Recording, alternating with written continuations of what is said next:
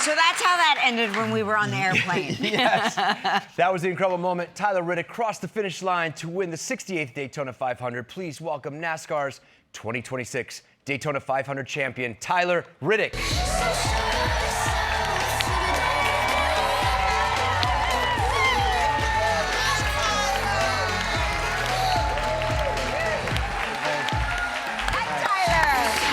Congrats. Congrats. Good for you. Wait, is that the No. First time that's happened. No, we get to keep anything that falls off of you. We get to keep it. That's amazing. So you get a ring, Congratulations. too. You get a ring. Yeah, I got the ring in Victory Lane Wow. on Sunday night after hoisting the Harley Gerald Trophy. Incredible. Let's see it. It's right here. Of course. There it is. And you get to keep that? Yeah.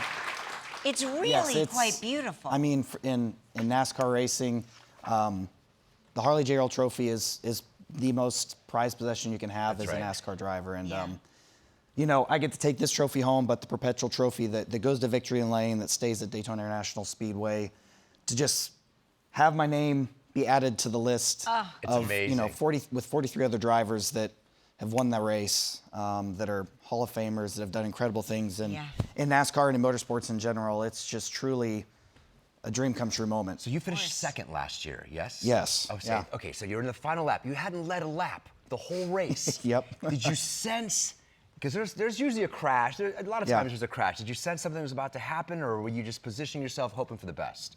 Well, you know, we had a caution with like 7 or 8 laps to go, and it lined me up to be on the front row to close the race out. And as a driver, that moment, that opportunity is something that you may only get once. And I understood that in that moment when we got that caution.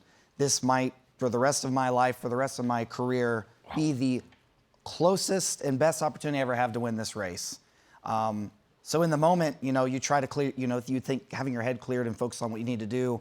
I took a couple minutes under that caution flag to just let the emotions of all my hopes and dreams as a kid growing up. You know, I started racing at 4 years old, and I always have dreamed of racing in NASCAR and having an opportunity to win the Daytona 500. And so I let the emotions just kind of hit me in that moment, you know, almost bringing me to tears, excitement, all the things. And for me, it was great to be able to do that because I was able to absorb it all and put it to the side and just be completely focused because that last lap was just so chaotic. That was chaos. Like, what, are you aware of the chaos? Like, do you know that's happening back there?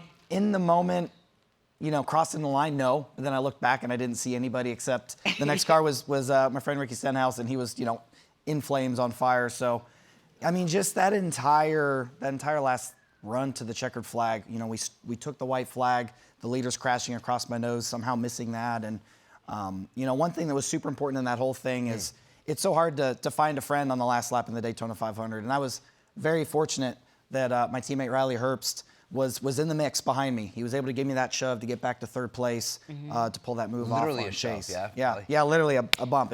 You know, in the closing laps of this race, when you get a run on somebody and if you can't clear yourself, you hit the car in front of you as hard as you can because you're trying to go as fast as you can and catch those next cars. Let me ask you a question. How much weight do you lose in each race? You know, my training piece of it has been a journey over the last, you know, 12 years. And I remember when I first got going, we would go to, you know, Darlington, South Carolina. It's super hot, you know, at the tail end of summer.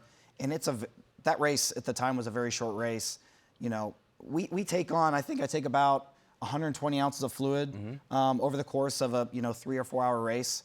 But in that race in particular, it was like the last time I didn't drink anything through a race, and I lost about 5 or 6 pounds. And I was about 140 at the time. So you do lose a lot of fluids. You do sweat a lot. Almost a gallon of water. I mean, 120 ounces of, you know, electrolytes. You know, you do sweat tests, all these different things that you have access to, you know, just be at your best at the end of the race in moments like that we just saw. Well, congratulations, Tyler. Thank you guys. So happy for you. Tune in to Fox on February 22nd at 3 p.m. to catch Tyler Reddick and the NASCAR Cup Series in the Auto Trader 400 from Echo Park Speedway. Next, we'll open up that inbox. Stick around.